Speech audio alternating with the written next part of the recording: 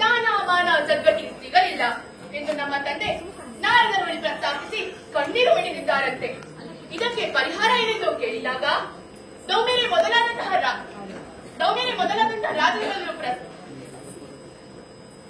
ರಾಜರುಗಳೇ ಮೊದಲಾದಂತಹ ಋಷಿಮುನಿಗಳನ್ನು ಸೂಚಿಸಿದ್ದಾರೆ. ರಾಜಸೂಯಾಗವನ್ನು ಕೈಗೊಂಡರೆ ಆ ಎತ್ತರಕ್ಕೆ ಏರಬಹುದು ಎಂದು ಹೇಳಿದ್ದಾರೆ. ಇದಕ್ಕಾಗಿ ಕಪ್ಪ ಕಾಣಿಕೆಯನ್ನು ಸಂಗ್ರಹಿಸಿ ಆಯಿತು. ಇದೀಗ ನನ್ನ ಮನಸ್ಸಿನಲ್ಲಿ ಮೂಡಿದಂತಹ ಪ್ರಶ್ನೆ ಏನು? ಈ ಅಗ್ರಪೂಜೆಯ ಅಗ್ರಪೀಠಕ್ಕೆ ಅರ್ಹರು ಯಾರು ಎಂಬುದನ್ನು ನೀವೇ ಸೂಚಿಸಬೇಕು ಅಜ್ಜಯ್ಯ.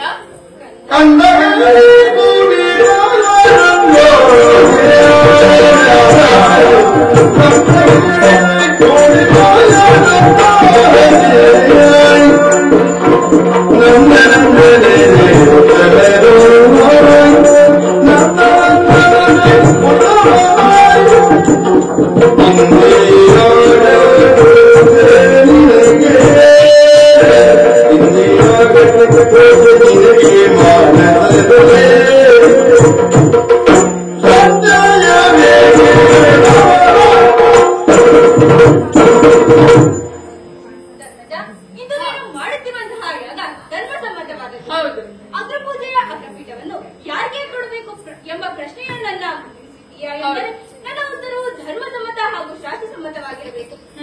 ಸುಧರ್ಮ ಸಭೆಯ ಅಧ್ಯಕ್ಷ ಪೀಠವನ್ನು ಏರಬೇಕಾದವ ದೇವೇಂದ್ರ. ಅಷ್ಟದಿಕ್ಪಾಲಕರು ಕೂಡಿದ ಸಭೆಯಲ್ಲಿ ಪರಮೇಶ್ವರನೇ ಅಧ್ಯಕ್ಷ. ಅಗ್ರಪೂಜೆಯ ಅಗ್ರಪೀಠವನ್ನು ಏರಬೇಕಾದವನು ಯೋಗ್ಯವಂತನಾಗಿರಬೇಕು. ಅದಕ್ಕೂ ಹೆಚ್ಚು ಎಲ್ಲಾ ಗುಣವನ್ನು ಹೊಂದಿದವನಾಗಿರಬೇಕು.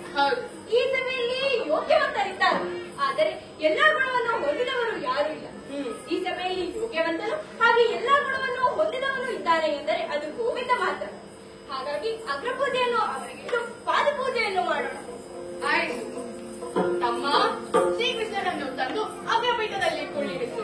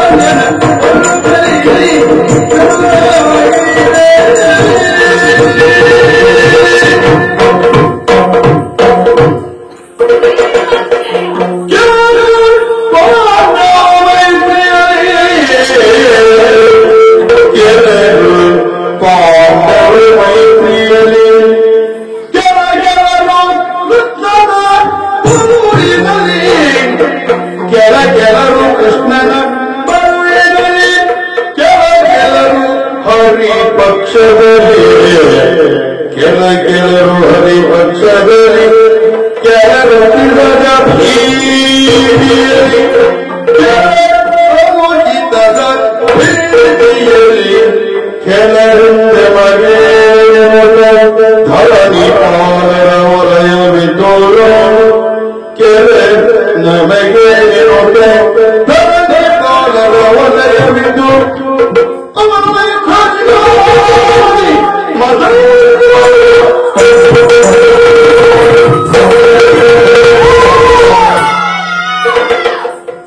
ಇದೇನು ನೋಡುತ್ತಾ ಇದ್ದೇನೆ? ತುಂಬಿದ ಸಭೆಯಲ್ಲಿ ಕೆಲವರು ಪಾಂಡವರ ಮೈತ್ರಿಯಲ್ಲಿ ಪಾಂಡವರು ಮಾಡುತ್ತಿರುವಂತಹ ಒಳ್ಳೆಯ ಕಾರ್ಯಕ್ಕೆ ನಮ್ಮ ಸಂಹಿತೆ ಇದೆ ಎಂಬುದಾಗಿ ಮೌನರಾಗಿ ಕುಳಿತಿದ್ದಾರೆ. ಹೌದು, ತುಂಬಾ ಜನ ಮೌನರಾಗಿ ಕುಳಿತಿದ್ದಾರೆ. ಕೆಲವರಿದ್ದಾರೆ ದುಷ್ಟರನ್ನು ಕೊಂದಿದ್ದಾನೆ ಕೃಷ್ಣ, ಅವನ ಬಲದ ಮೇಲೆ ವಿಶ್ವಾಸವಿದೆ ಎಂಬುದಾಗಿ ಅವನ ಪಕ್ಷದಲ್ಲಿದ್ದಾರೆ. ಹೌದು ಹೌದು, ಕೆಲವರು ಇಲ್ಲಿ ಕೃಷ್ಣನ ಪಕ್ಷದಲ್ಲಿದ್ದಾರೆ. ಹೌದು, ಇನ್ನು ಕೆಲವರಿದ್ದಾರೆ ಹರಿಯ ಪಕ್ಷದಲ್ಲಿದ್ದಾರೆ. ಹೌದು, ಹರಿಯ ಪಕ್ಷದಲ್ಲಿದ್ದಾರೆ. ಇನ್ನು ಅಲ್ಲಿ ಕಾಣಿಸ್ತಿದ್ದಾರೆ ಕೆಲವರು. ಇದನ್ನೆಲ್ಲ ಕಂಡು ಪ್ರತಿಭಟಿಸುವ ಧೈರ್ಯ ಸಾರದೆ ಅನಿಸಿದ ಭೀತಿಯಲ್ಲಿದ್ದಾರೆ. ಹೌದು, ಭಯಪಟ್ಟು ಕೂತಿದ್ದಾರೆ. ಇನ್ನು ಕೆಲವರಿದ್ದಾರೆ ನಾವು ಇಲ್ಲಿ ಬಂದಿದ್ದೇವೆ ಅಷ್ಟೇ ಸಾಕು, ಉಳಿದ ವಿಚಾರ ನಮಗೆ ಏಕೆ ಎಂಬುದಾಗಿ ತಿಳಿದಂತೆ ಮೌನರಾಗಿ ಕುಳಿತಾ ಇದ್ದಾರೆ. ಹೌದು, ನೋಡಿ ಅಲ್ಲಿ ನೋಡಿ, ಅಲ್ಲಿ ಅಲ್ಲಿ ಇನ್ನು ಕೆಲವರಂತೂ ಅವರ ಪಾಡಿಗೆ ಅವರೇ ಇದ್ದಾರೆ. ಅವರ ಲೋಕದಲ್ಲಿ ಈ ಪ್ರಸಂಗ ಮುದ್ರೆ ಸಾಕು ಅಂತ ಇದ್ದಾರೆ. ಆದರೆ ಇವರಂತಲ್ಲ ನಾನು ಶಿಶುಪಾಲ. ಇದನ್ನೆಲ್ಲ ಕಂಡು ಸುಮ್ಮನಿರುವನಲ್ಲ. ಇಂದು ಮಸಗದಿಂದ ಯಾವಾಗ ಮಸಗದೆ ಶಿಶುಪಾಲ? ಇದಕ್ಕೆಲ್ಲ ಕಾರಣ ಸಹದೇವ. ಎಲ್ಲ ಸಹದೇವ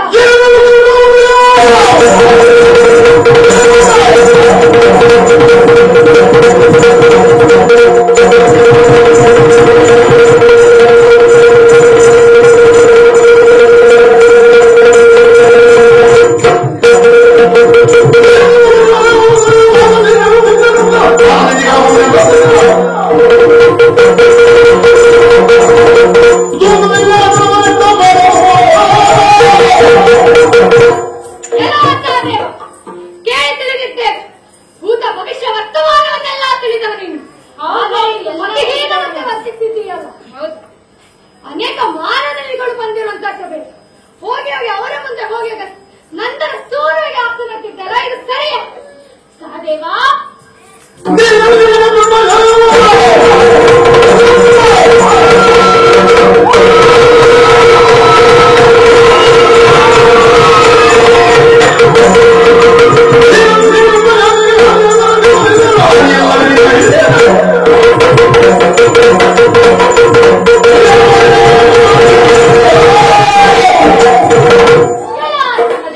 ನಿನ್ನ ಬುದ್ಧಿಯ ಬಡತನಕ್ಕೆ ಏನು ಹೇಳಬೇಕೆಂದು ಅರ್ಥವಾಗುತ್ತಿಲ್ಲ. ನಿನ್ನ ಅಯ್ಯನಿಗೆ ಸ್ವರ್ಗದಲ್ಲಿ ಸ್ಥಾನಮಾನ ದೊರಕಿಸಿಕೊಡಬೇಕೆಂದು ಆಯೋಜಿಸಿದ ಯಾಗದಲ್ಲಿ ಅವರನ್ನು ಕುಳ್ಳಿರಿಸಿ ನಿನ್ನ ಹಿರಿಯರೆಲ್ಲ ನರಕದ ಕೂಪದಲ್ಲಿ ಬಿದ್ದು ಹೊರಡಾಡುವಂತೆ ಮಾಡಿದ ಕೂಡಲೇ ನಾನೆಲ್ಲ. ಪಾಪ ನಿನ್ನ ಹಿರಿಯರು, ಅವರೇನು ತಪ್ಪು ಮಾಡಿದ್ದಾರೆ ನಿನ್ನಂತಹ ಪುತ್ರನನ್ನು ಪಡೆಯುವುದಕ್ಕೆ? ಯಾಕೆ ಹೀಗೆ ಮಾಡಿದೆ ಹೇಳು? ಅವರಿಗೆ ಹಿರಿಯರು ನಿರ್ದೇಶಿಸಿದಂತೆ ಯಾಕೆ ಸುಸಾನವಾಗಿರುತ್ತದೆ? ಅಜಯ ಭೀಷ್ಮಾಚಾರ್ಯರು ಹೇಳಿದಂತೆ ಮಾತಿನಂತೆ ನಡೆದುಕೊಂಡಿದೆ. ಮುಂದೆಯೂ ನಡೆಯುತ್ತೇವೆ.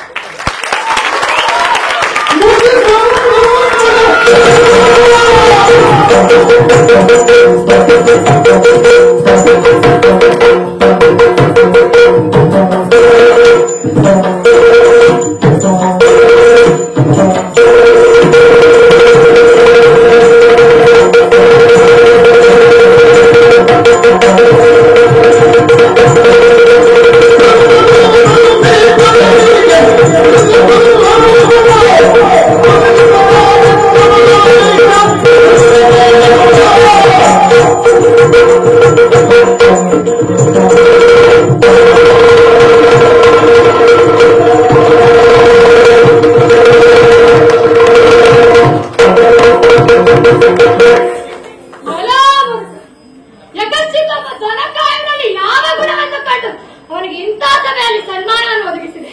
ನಿನ್ನ ಹಲ್ಲುಗಳನ್ನು ಬರೆಯುತ್ತೇನೆ. ಎಲ್ಲ ಭೀಷ್ಮ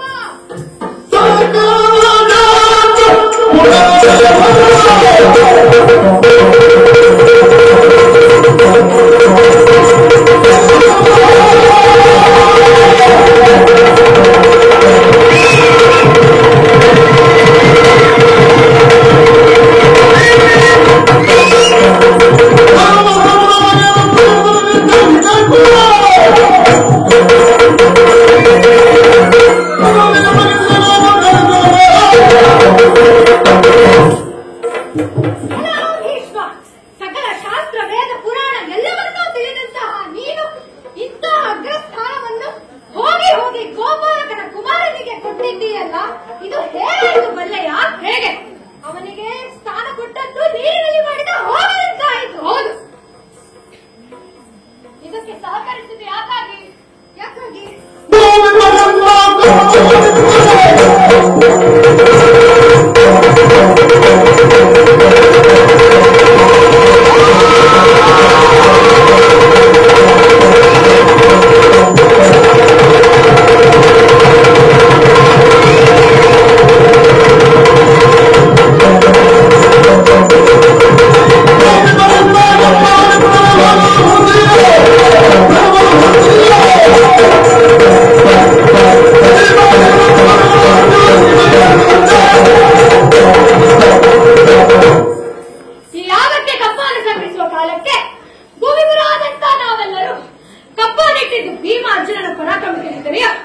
ಅಥವಾ ಸಹದೇವನ ಚೌರಕ್ಕೆ ಬೆದರೆಯೋದು?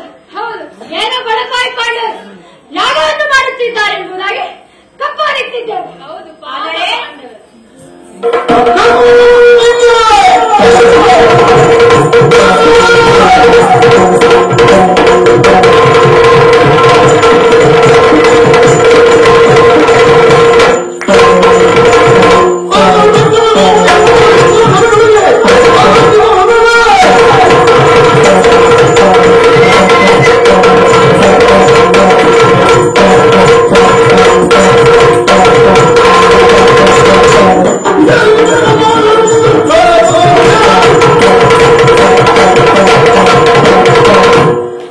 ಈ ಸಭೆಯಲ್ಲಿ ಪೀಠವನ್ನು ಕೊಟ್ಟಿದ್ದು ಯಾರಿಗೆ? ಇಲ್ಲಿ ತಕ್ಷಣ ಗೋವ ಯಾರಿಗೆ? ಇವನಲ್ಲಿ ತುಂಬಿರುವುದು ಬರೀ ಮೋಸ ಕಪಟ. ಇವನನ್ನು ತುಂಬಿದ ಸಭೆಯಲ್ಲಿ ಆರಾಧಿಸಿ ಸೇರಿದಂತಹ ಮೇಲಿನ ಪರರ ಮಾನವನ್ನೂ ಕಳೆದೆ, ಬಂದಂತಹ ಅವರಿಬ್ಬರರ ಮರ್ಯಾದೆಯನ್ನೂ ಕಳೆದೆ. ಹೌದು, ಹೇಳಬೇಕಂತ ಇವನಿಗಲ್ಲ, ಅಲ್ಲಿ ಕುಳಿತಿದ್ದಾನಲ್ಲ ಅವನಿಗೆ.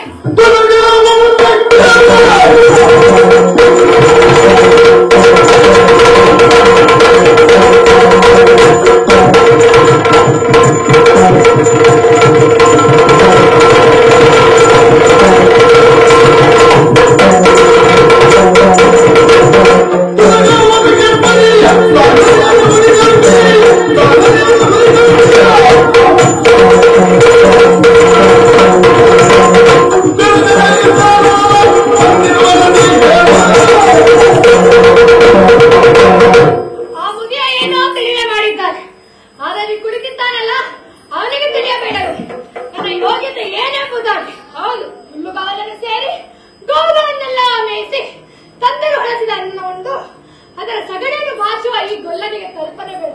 ಅದೇ ನಾನು ಎಲ್ಲಿದ್ದೇನೆ, ಎಲ್ಲಿ ಕುಳಿತಿದ್ದೇನೆ ಎಂಬ ಜ್ಞಾನವಿಲ್ಲದೆ ಮೌನರಾಗಿ ಕುಳಿತಿದ್ದಾನೆ. ಹೌದು, ಯಾಕೆ ಈ ಸಭೆಯಲ್ಲಿ ಯಾರು ಸಮರ್ಥರಿರಲಿಲ್ಲವೇ? ಇದ್ದಾರಲ್ಲ, ಬಹಳಷ್ಟು ಜನ ಇದ್ದರು. ಹೌದು, ಉಭಯಕುಲವಿಲ್ಲೋಜ ಎನಿಸಿಕೊಂಡಂತಹ ದ್ರೋಣಾಚಾರ್ಯರಿದ್ದರು. ಹೌದು, ಅವರಿಗೆ ಕೊಡಬಹುದಿತ್ತಲ್ಲವೇ? ಖಂಡಿತ ಕೊಡಬಹುದು. ಹೇಳ, ಸಕಲವನ್ನು ತಿಳಿದಂತಹ ಕೃಪಾಚಾರ್ಯರಿದ್ದರು. ಹೌದು, ಅವರಿಗಾದ್ರೂ ಕೊಡಬಹುದಿತ್ತಲ್ಲ. ಹೌದು ಹೌದು, ಹೋಗಿ ಇವರಿಗಾದ್ರೂ ಕೊಡ್ಬೋದಿತ್ತಲ್ಲ. ಹೌದು, ಅವ್ರಿಗಾದ್ರೂ ಕೊಡಬಹುದಿತ್ತು. ಅದು ಬೇಡ, ಎಲ್ಲರಿಗಿಂತ ಸಮರ್ಥ ನಾನಿದ್ದೆ, ನನಗೆ ಕೊಡಬಹುದಿತ್ತಲ್ಲ. ಹೌದು ಕೃಷ್ಣ.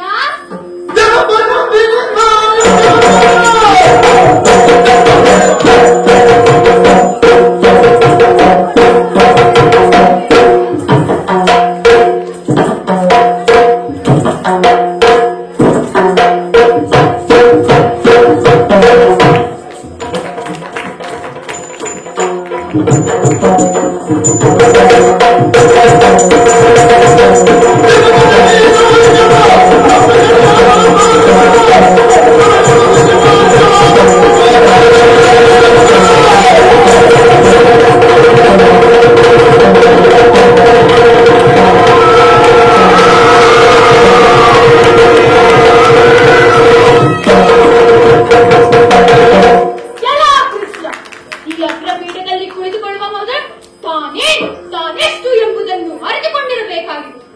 ನೀನೇನು ಒಂದು ನಾಡಿನ ಅಧಿಕಾರಿ, ಇಲ್ಲ ನಾಯಕನು ಅಲ್ಲವೇ?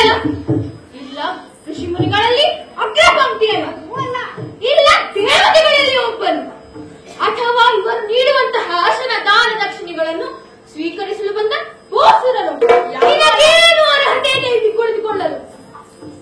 ಇಷ್ಟಾದ ಮೇಲೆ ನಾವಿಲ್ಲಿಗೂ ಸರಿಯಾದ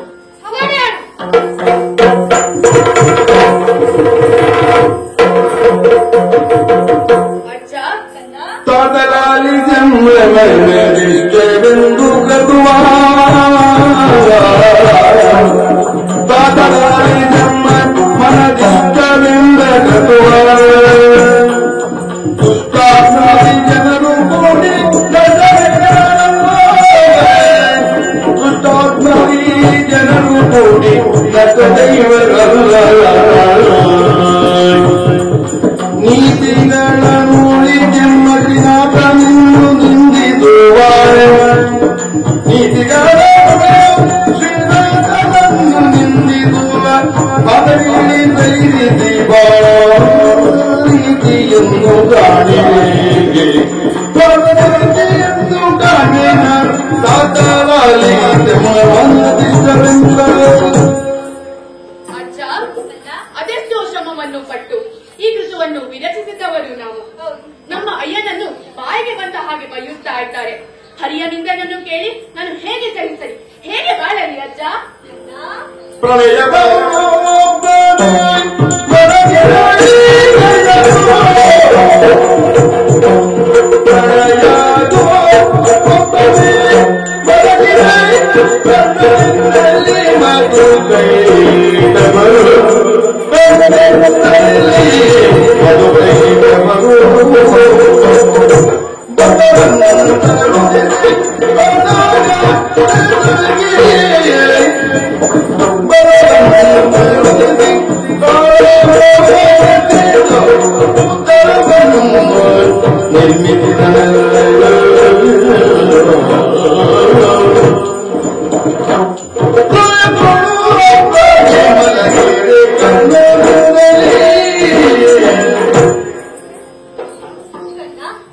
ಈ ಹಿಂದೆ ಪ್ರಳಯ ಕಾಲದಲ್ಲಿ ಬಾಲಮುಕುಂದನಾಗಿ ಆಲೆಗಳ ಮೇಲೆ ಪವಡಿಸಿದಂತಹ ಕಾಲಕ್ಕೆ ಕಣ್ಣ ಕಿಪ್ಪಿಸದಿಂದಲೇ ಮಧುಕೈಯ ಬರುತ್ತಿದ್ದರು. ಅವರಿಬ್ಬರನ್ನ ಕೊಂದು ಈ ಭೂತಳವನ್ನೇ ನಿರ್ಮಿಸಿದಂತಹ ಮಹಾಮಹಿಮನಿದ್ದಾನೆ. ಅಷ್ಟು ಮಾತ್ರವಲ್ಲ, ವೇದವನ್ನೇ ಕದ್ದೊಯ್ದು ಪ್ರಪಂಚವನ್ನ ಕತ್ತಲಾಗಿಸಿದಂತಹ ದುಷ್ಟರನ್ನ ಕೊಂದ ವೇದೋದ್ಧಾರಕೈವನಿದ್ದಾನೆ. ಶರದಿ ಮಠದಲ್ಲಿ ಅಮೃತವನ್ನ ಪಾಲಿಸಿ ಭೂದೇವಿಯನ್ನ ಕದ್ದೊಯ್ದ ದುರುಡರನ್ನ ಸಂಹರಿಸಿದ ಭೂದೇವಿಯ ರಮಣನಿದ್ದಾನೆ. ಭಕ್ತ ಪ್ರಹ್ಲಾದನ ಒಲಿದು ಹಿರಣ್ಯ ಕಶ್ಯಪುವಿನ ಉದರವನ್ನ ಬಗೆದವ. ವಸುದೆಯನ್ನ ಅಣಗ ಮಗನಾಗಿ ಬಲಿಯನ್ನ ದಸೆಗಿಡಿಸಿದವ. ಕೊಡಲಿಯನ್ನ ಹಿಡಿದು ದುಷ್ಟ ಕ್ಷತ್ರಿಯರನ್ನ ನಿಗ್ರಹಿಸಿದವ. ಕಡಲ ಬಂಧಿಸಿ ದಶವದನ ಮುಖ್ಯರನ್ನ ಕೊಂದವನೀತ. ಇವನ ಮೇನ್ನ ಇವರು ಏನು ಬಲ್ಲರು ಮಗು. ಹೇಳಿದ್ದೀಯ ಸತ್ಯ ಹೇಳಿದ ಮಾತುಗಳು.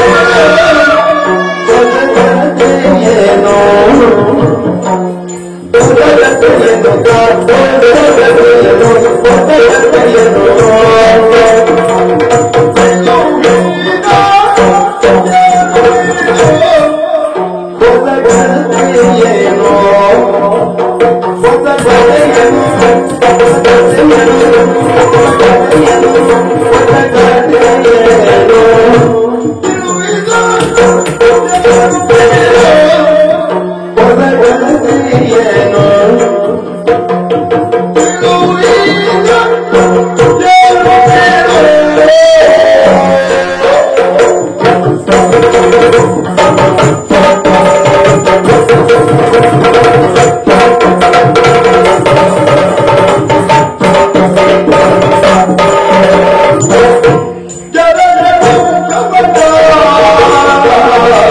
Oh,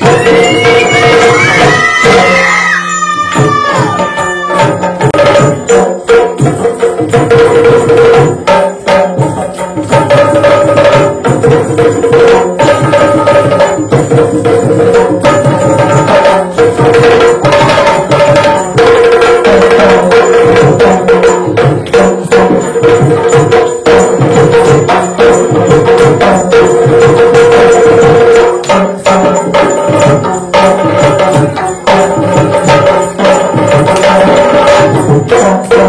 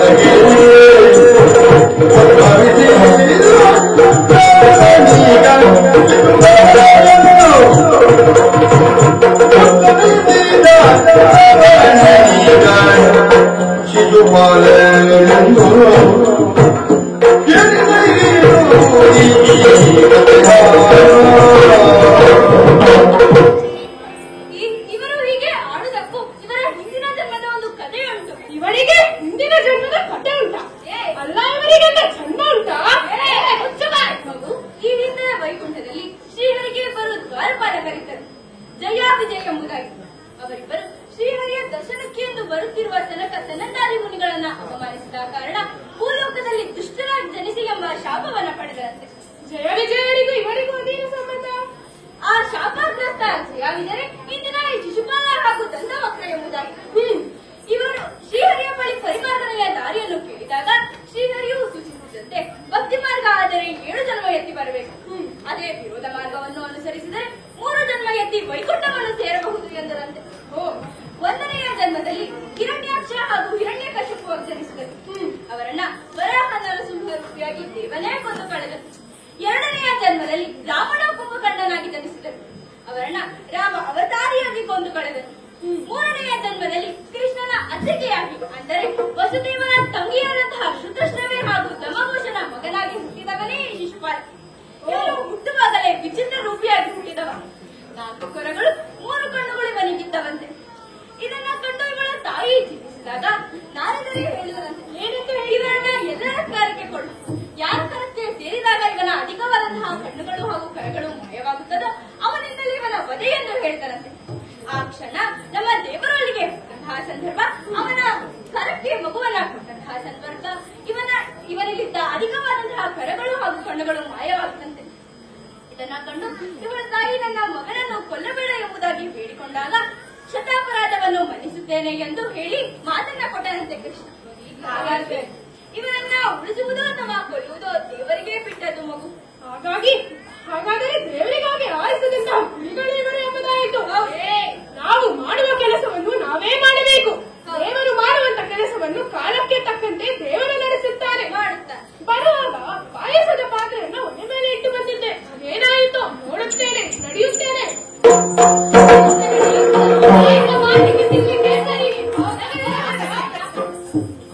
ಅಜ್ಜ, ಏನಾಗಬೇಕು? ದೇವರ ಇಚ್ಛೆಯಂತೆ ಆಗಲಿ.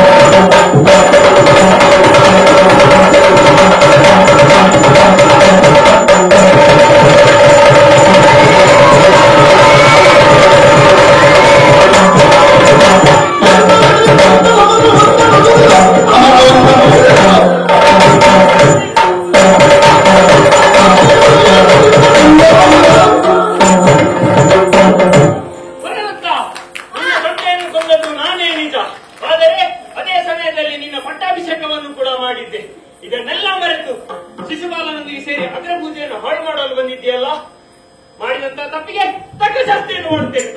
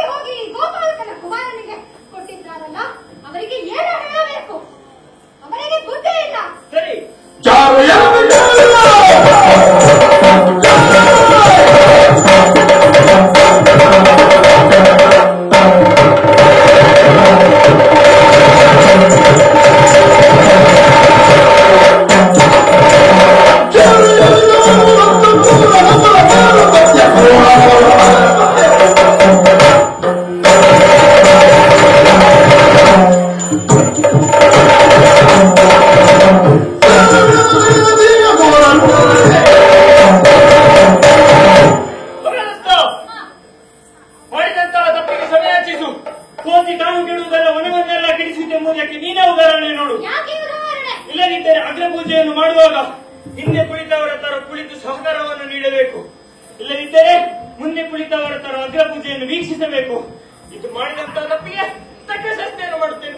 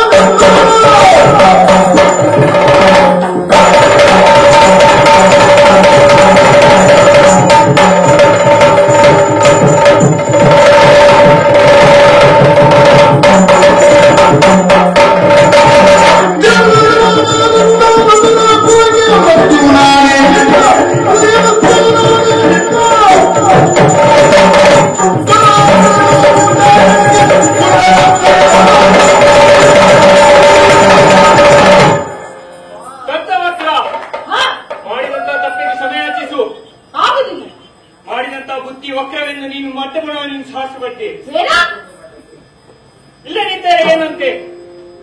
ಈ ಒಂದು ಅಗ್ರಪೂಜೆಯನ್ನು ಹಾಳು ಮಾಡಲು ಹಿಂದಿನ ದಿನಗಳಲ್ಲಿ ಎಷ್ಟೆಲ್ಲ ತಯಾರಿ ಮಾಡುತ್ತಿದ್ದಿ ಮತ್ತು ಕುತಂತ್ರವನ್ನು ಮಾಡುತ್ತಿದ್ದೀಯ ನಾನು ಅರಿತಿದ್ದೇನೆ. ಇದರ ಜಯದ ನಿರೀಕ್ಷೆಯಲ್ಲಿರಬೇಡ, ಏಕೆಂದರೆ ನಿನ್ನ ಪಾಲಿಗೆ ನೃತ್ಯವಾಗಿ ಹರಿಯ ಬಂದಿದ್ದೇನೆ.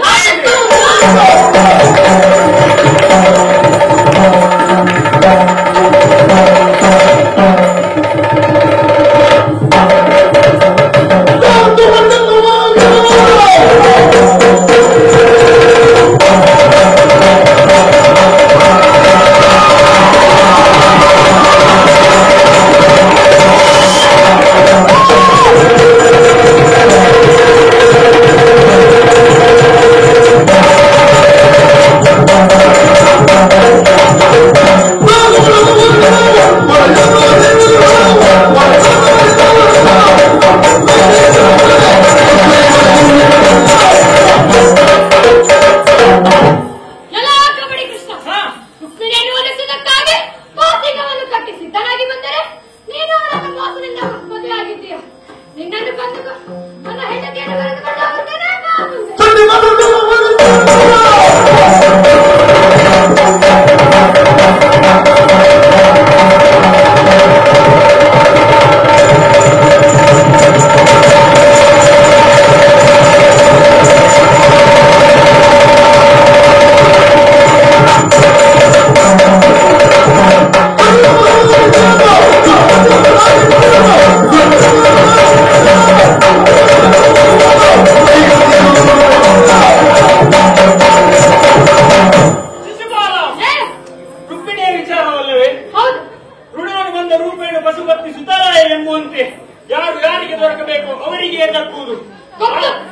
ಆದ್ದರಿಂದ ನಾನು ರುಕ್ಮಿಣಿಯನ್ನು ಮದುವೆಯಾದದ್ದು ನಿಜ.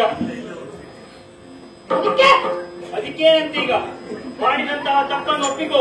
ಇಲ್ಲ, ನಿನ್ನೆ ಇದರವರೆಗೆ ನಿನ್ನ ಅಧಿಕ ಪ್ರಸಂಗವನ್ನು ಕೇಳಿದ್ದು ಪ್ರಸಂಗ ಮುಗಿಲಿ ಅಂತಲ್ಲ, ನಿನ್ನ ತಾಯಿಗೆ ಮಾತನ್ನ ನೀಡಿದ್ದೆ. ಶತಾಪರಾಧವನ್ನು ಮನ್ನಿಸ್ತೇನೆ, ಅದರ ಮೇಲೆ ಒಂದು ಅಪರಾಧ ಆದ್ರೂ ಕೂಡ ಶಿಸ್ತಿದ್ದೇನೆ ಎಂಬುದಕ್ಕೆ. ಶತಾಪರಾಧವನ್ನು ಮಾಡಿದ್ದಿ ಅಂತೆಲ್ಲ ಒಂದು ಕೇಳು, ಮದುವೆ ಆಗಲಿಲ್ಲ ಎಂಬುದನ್ನು ಸ್ಪಷ್ಟವಾಗಿ ತಿಳಿದಿದ್ದೇನೆ. ಅದಕ್ಕೆ ಹುಡುಗಿ ಹುಡುಕಿದ್ಯಾ ನೀನು? ಇಲ್ಲ. ಅದಕ್ಕೆ ನಾನೇ ಹುಡುಕಿದ್ದೇನೆ. ಯಾರು? ಯಮನ ತಂಗಿಯನ್ನು ನೀನು ನೋಡಿದ್ಯಾ? ಇಲ್ಲ, ಅವಳ ವಿಚಾರ ಯಾಕೆ ಇವಾಗ? ಯಮನಲ್ಲೇ ಕಟ್ಟುತ್ತೇನೆ, ಅಲ್ಲ ನೋಡುವಂತೆ.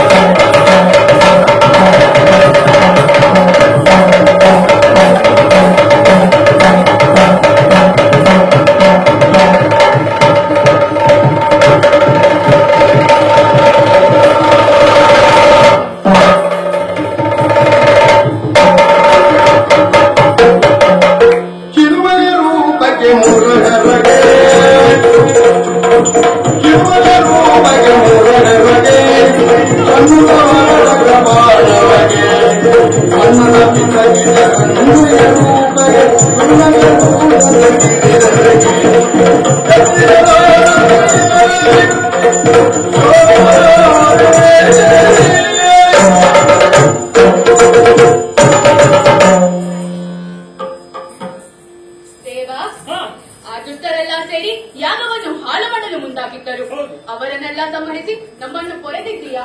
ನಾವೆಲ್ಲ ನಿಮ್ಮ ಪಾದಕ್ಕೆ ನೆನೆಸುತ್ತಿದ್ದೇವೆ. ಶುಭವಾಗಲಿ.